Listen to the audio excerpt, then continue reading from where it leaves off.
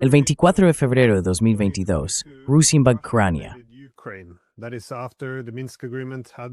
Eso fue después de que el acuerdo de Minsk hubiera sido saboteado durante 7 años. Rusia decidió invadir e imponer la neutralidad por la fuerza.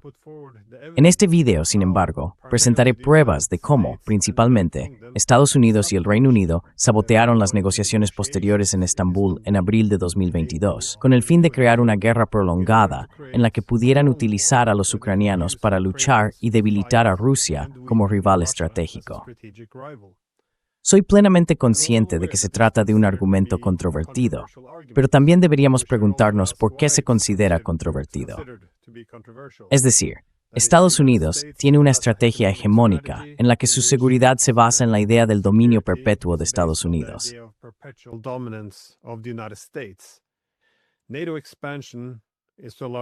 La expansión de la OTAN es en gran medida un instrumento con ese fin. Para mantener la hegemonía, Estados Unidos busca debilitar los centros de poder rivales, siendo Rusia uno de ellos. Entonces, ¿por qué resulta difícil o incluso controvertido sostener que la estrategia estadounidense consiste en preservar la primacía global, en lugar de ser una especie de amnistía internacional con armas nucleares que simplemente pretende defender la democracia y la libertad de otros pueblos? Ahora bien, puedo estar equivocado al pensar que la OTAN busca luchar hasta el último ucraniano, pero al menos deberíamos abordar las pruebas del sabotaje del Acuerdo de Estambul, algo que no se permite en los medios, ya que tiende a alterar la narrativa de la guerra.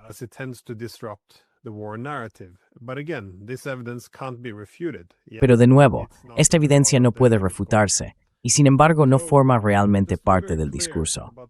Así que para dejar muy claro el propósito de este video, no es una declaración de apoyo a la invasión, ni un intento de legitimarla, ni de sugerir que Ucrania no tenga derecho a defenderse.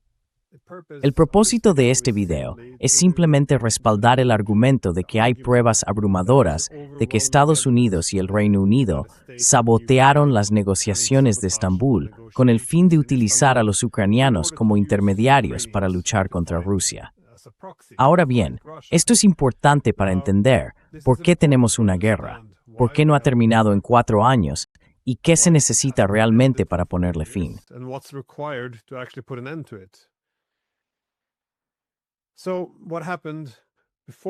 Entonces, ¿qué ocurrió antes de las conversaciones de Estambul? Empecemos por el principio.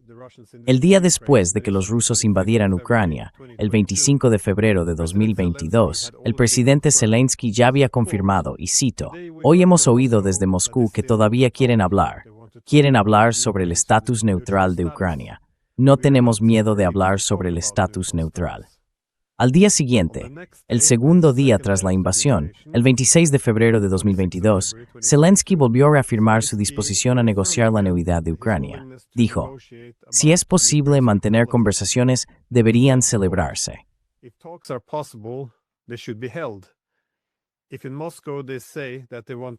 Si en Moscú dicen que quieren mantener conversaciones, incluso sobre el estatus de neutralidad, no tenemos miedo de eso. Podemos hablar de ello también. Al día siguiente, el 27 de febrero, el tercer día después de la invasión, Moscú y Kiev anunciaron que celebrarían conversaciones de paz, sin condiciones previas. Así que parecía que esta podría ser una guerra extremadamente corta. Y aquí está mi punto. Si mi tesis es correcta, que el objetivo es usar a Ucrania como intermediario, entonces no se quiere poner fin a la guerra y restaurar la neutralidad de Ucrania después de haber pasado años construyendo un gran ejército intermediario para debilitar a un rival estratégico. Así que veamos qué ocurrió durante esos mismos días en el lado de la OTAN.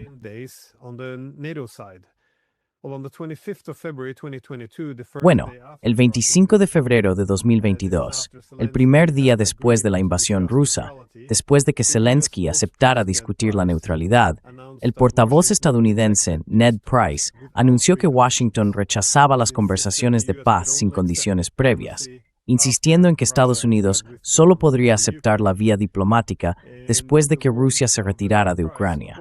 En palabras de Ned Price, ahora vemos a Moscú sugiriendo que la diplomacia se lleve a cabo al cañón de un arma. Y continuó, Si el presidente Putin se toma en serio la diplomacia, sabe lo que puede hacer. Debería detener de inmediato la campaña de bombardeos contra civiles, ordenar la retirada de sus fuerzas de Ucrania e indicar de forma muy clara e inequívoca al mundo que Moscú está dispuesto a reducir la tensión.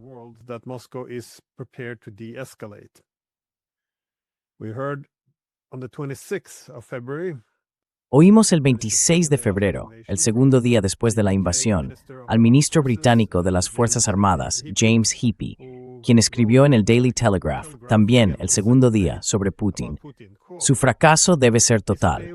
La soberanía ucraniana debe ser restaurada, y el pueblo ruso debe ser capaz de ver lo poco que él se preocupa por ellos. Al mostrarles eso, los días de Putin como presidente estarán seguramente contados, y también los de la élite cleptocrática que le rodea. Perderá el poder y no podrá elegir a su sucesor. Así que ya vimos, desde el segundo día, que el objetivo de la guerra se había convertido en un cambio de régimen. Luego, el 27 de febrero, el tercer día de la invasión, el mismo día en que Rusia y Ucrania anunciaron que celebrarían conversaciones de paz, la UE aprobó 450 millones de euros en ayuda militar, lo que también reduciría los incentivos para negociar con Moscú.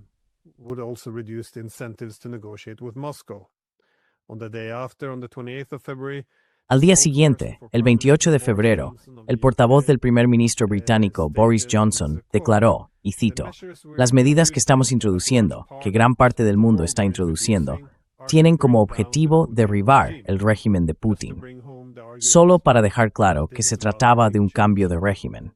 Luego, en marzo de 2022, cuando estaban a punto de comenzar las conversaciones entre los ucranianos y los rusos, se le preguntó al portavoz estadounidense Ned Price si Estados Unidos apoyaría el acuerdo negociado que proponía Zelensky.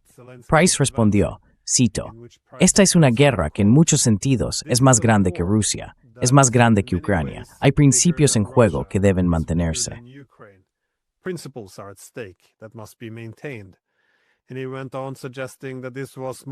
Y continuó sugiriendo que esto tenía más que ver con el orden mundial y las normas que Estados Unidos debía mantener. Así que, de nuevo, el objetivo principal no era poner fin a la guerra de Ucrania en la mesa de negociaciones. El secretario de Defensa de Estados Unidos, Lloyd Austin, también expuso el objetivo estadounidense en la guerra de Ucrania como el de debilitar a un rival estratégico, diciendo, cito, «Queremos ver a Rusia debilitada hasta el punto de que no pueda hacer las cosas que ha hecho al invadir Ucrania». Así que Rusia ya ha perdido muchas capacidades militares y gran parte de sus tropas, francamente, y queremos que no tenga la capacidad de reproducir rápidamente esa fuerza.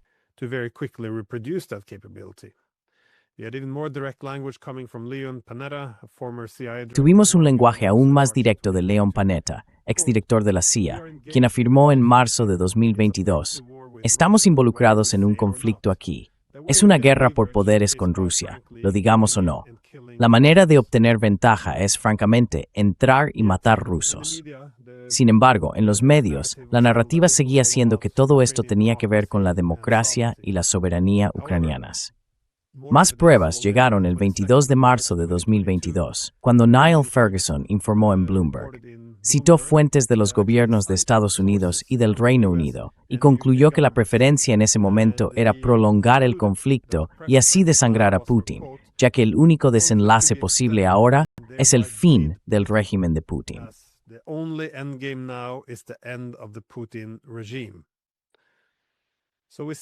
Vemos, una y otra vez, declaraciones de varios países occidentales, especialmente de Estados Unidos y del Reino Unido, que afirman que esta es una oportunidad para promover un cambio de régimen en Moscú. Entonces, ¿por qué apresurarse a poner fin a la guerra? Para dejarlo aún más claro, tenemos nada menos que al presidente Zelensky, el 27 de marzo de 2022, concediendo una entrevista a The Economist. En esa entrevista dijo, y cito textualmente, «Todos tienen intereses distintos. Hay quienes en Occidente no se oponen a una guerra prolongada porque significaría agotar a Rusia, incluso si eso implica la desaparición de Ucrania y cuesta vidas ucranianas».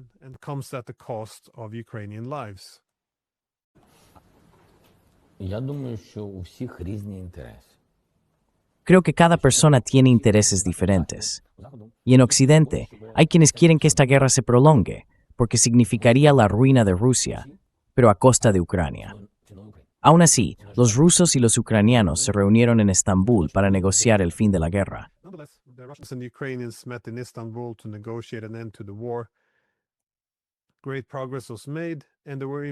Se lograron grandes avances, e incluso estuvieron cerca de alcanzar un acuerdo. Luego fue saboteado por Estados Unidos y el Reino Unido, en gran medida por iniciativa de Boris Johnson, quien viajó a Kiev y dijo a los ucranianos exactamente lo que Estados Unidos y el Reino Unido no harían: apoyar cualquier acuerdo de paz temprano. Según los medios ucranianos, Boris Johnson fue a Kiev y transmitió el siguiente mensaje, según Ukrainska Pravda. El primer punto era que Putin es un criminal de guerra y debía ser presionado, no negociado. El segundo era que incluso si Ucrania estaba dispuesta a firmar algún acuerdo de garantías con Putin, el Reino Unido y Estados Unidos no lo estaban. Algunos han cuestionado si esto realmente ocurrió y hasta qué punto Boris Johnson quería en realidad mantener la guerra.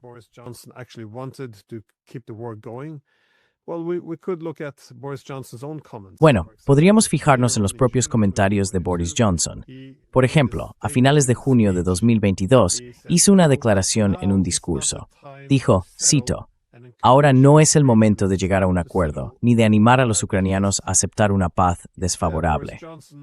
En su lugar, Boris Johnson defendió lo que llamó resistencia estratégica, que es una forma elegante de decir una guerra prolongada.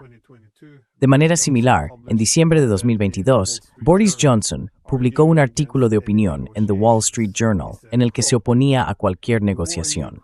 Dijo, cito, "La guerra en Ucrania solo puede terminar con la derrota de Vladimir Putin".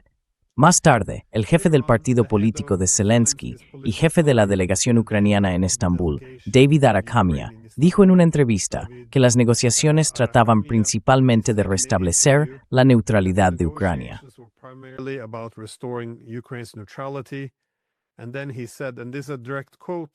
Y entonces dijo, y esto es una cita directa, que Boris Johnson fue a Kiev y dijo que no firmarían nada con ellos en absoluto y que simplemente fueran a la guerra. Esa fue la contribución de Boris Johnson. Las conversaciones tuvieron lugar en 2022.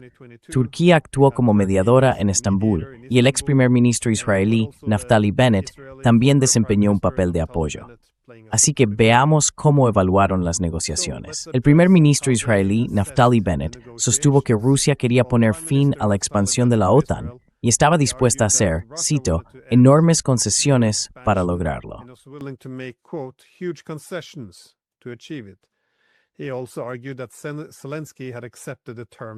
También argumentó que Zelensky había aceptado los términos de neutralidad. En palabras de Bennett, ambas partes deseaban mucho un alto el fuego. Sin embargo, continúa explicando que Occidente bloqueó el acuerdo de paz porque hubo, según sus palabras, una decisión de Occidente de seguir golpeando a Putin. Esa era la idea general. Entrenaron a cientos de miles de ucranianos, los armaron, y ahora era una oportunidad para usar a esos ucranianos para desangrar a Rusia. Un rol estadístico. Programna se me Estados Unidos Reino Unido en que Ucrania se volviera neutral. De nuevo, no es precisamente una conspiración. Simplemente tu instinto.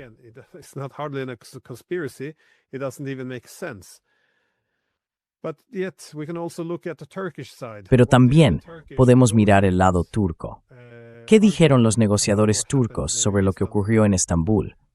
El ministro de Asuntos Exteriores de Turquía dijo, cito, "Después de las conversaciones en Estambul, no pensamos que la guerra duraría tanto, pero tras la reunión de los ministros de Asuntos Exteriores de la OTAN, tuve la impresión de que había quienes, dentro de los Estados miembros de la OTAN, querían que la guerra continuara, que la guerra siguiera y Rusia se debilitara. No les preocupa demasiado la situación en Ucrania". Esas fueron las palabras del ministro de Asuntos Exteriores turco. También podemos escuchar al vicepresidente del partido político de Erdogan, quien confirmó que Zelensky estaba dispuesto a firmar el acuerdo de paz antes de que intervinieran Estados Unidos y el Reino Unido.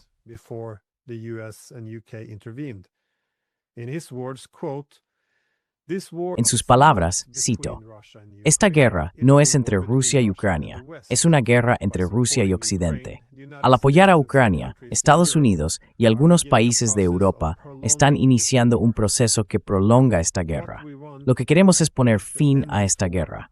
Alguien está intentando que no termine. Estados Unidos considera que la prolongación de la guerra favorece sus intereses". También podemos observar el lado ucraniano, donde el embajador ucraniano Chali, que participó en las negociaciones, dijo más tarde, cito, "Estuvimos muy cerca de poner fin a nuestra guerra mediante un acuerdo pacífico".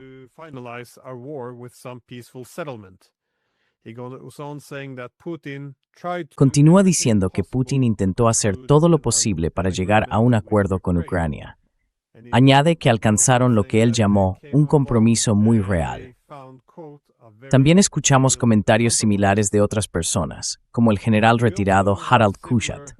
Fue jefe del Estado Mayor de las Fuerzas Armadas alemanas y también presidente del Comité Militar de la OTAN, que es el cargo militar más alto dentro de la organización. Confirmó no solo que la OTAN había contribuido a provocar esta guerra, sino también que Boris Johnson había saboteado las negociaciones de paz para librar una guerra por delegación contra Rusia, es decir, para debilitar a Rusia utilizando a los ucranianos.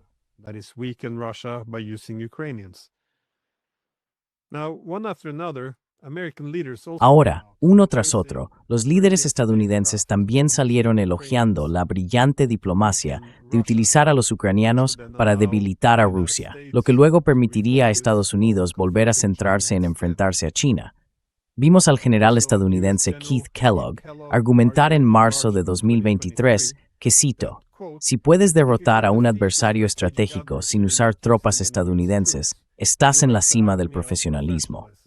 Luego tuvimos a Mitt Romney, quien sostuvo que enviar armas a Ucrania era, cito, "el mejor gasto en defensa nacional que creo que hemos hecho jamás". ¿Y por qué dijo esto? Pues porque gastaron una cantidad relativamente pequeña de dinero y no estaban perdiendo vidas estadounidenses en Ucrania.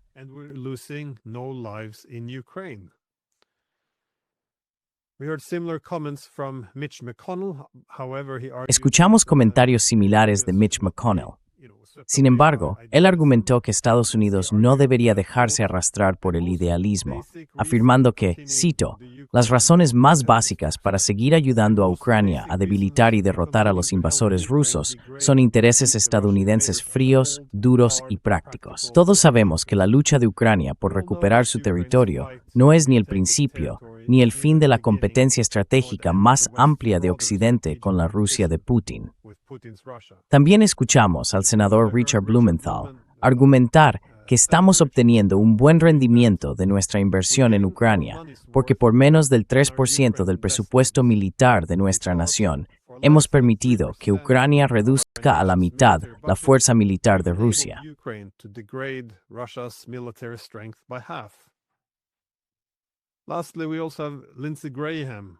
Por último, también tenemos a Lindsey Graham, que intervino diciendo, "Me gusta el camino estratégico que estamos siguiendo aquí. Mientras ayudemos a Ucrania con las armas que necesita y con apoyo económico, lucharán hasta el último hombre". Ahora, en 2024, se hizo evidente que la OTAN no podía utilizar a los ucranianos para agotar a Rusia, y que de hecho, Rusia estaba ganando. En ese momento, Boris Johnson declaró lo siguiente: "Si Ucrania cae, será una catástrofe para Occidente. Será el fin de la hegemonía occidental". Sin embargo, también hemos visto que en todas las guerras, los europeos han sostenido que la diplomacia es la herramienta más importante para poner fin a un conflicto, o mejor dicho, en todos los conflictos que no han sido librados por los propios europeos.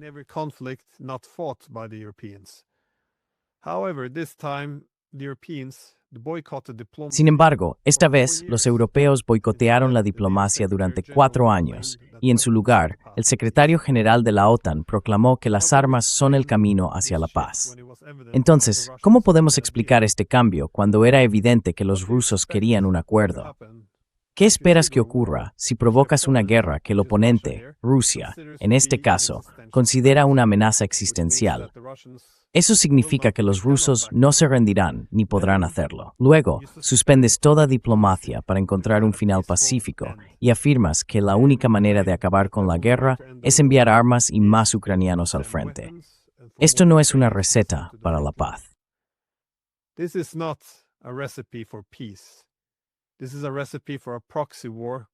Esta es una receta para una guerra por poderes en la que luchamos a través de los ucranianos. Así que, reconociendo el sabotaje de las negociaciones de Estambul, es importante encontrar la paz. Nuestros gobiernos y sus portavoces en los medios siempre parten del mismo supuesto. Debemos apoyar a Ucrania, debemos respaldar a Ucrania. Y en esto estoy totalmente de acuerdo. Debemos apoyar a Ucrania. Pero la forma en que se apoya a Ucrania determina cómo se consigue el mejor acuerdo posible para Ucrania. Hace 4 años, eso habría sido en Estambul. Y por supuesto, 7 años antes de eso, podríamos haber aplicado realmente el acuerdo de Minsk en lugar de sabotearlo.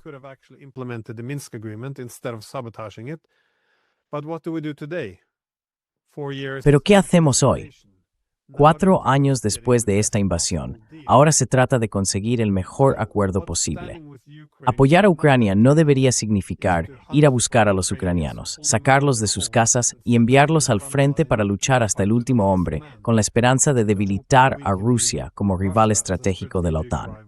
Cada día que continúa esta guerra, los ucranianos pierden más hombres, más infraestructuras y más territorio. Entonces, vamos a seguir fingiendo que el objetivo de esta guerra ha sido ayudar a Ucrania, cuando las pruebas demuestran de forma abrumadora que el verdadero propósito es utilizar a los ucranianos para debilitar a Rusia.